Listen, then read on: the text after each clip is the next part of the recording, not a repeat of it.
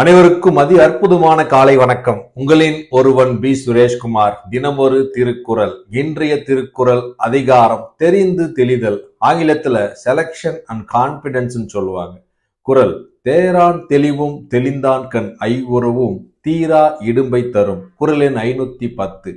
குறளின் விளக்கம்: ஒருவரை பதவியில் அமர்த்துவதற்கு ஆராயாமல் தேர்ந்தெடுப்பதும், ஒருவரை நன்கு ஆராய்ந்து தேர்ந்தெடுத்த பின் அவர் மீது சந்தேகப்படுத்துவதும் தீராத துன்பத்தை கொடுக்கும் சொல்றாப்படி.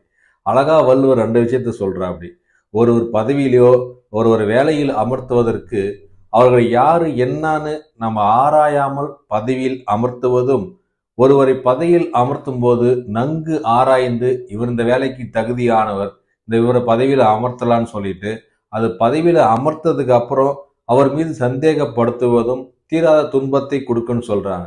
அதனால இந்த திருக்குறள் மூலம் நாம் எந்த ஒரு வேலையிலும் அதை நாம் ஊழியர்களை சேர்க்கும் பொழுது அவர்கள் நன்கு ஆராய்ந்து தேர்ந்தெடுக்க வேண்டும். அப்படி ஆராய்ந்து தேர்ந்தெடுத்த பின் அவர்கள் மீது சந்தேகப்படுத்தக்கூடாது என்கிறார். இக்குறள் மூலம் அதனை கடைபிடித்து நாம் வாழ்வில் வெல்லலாம்.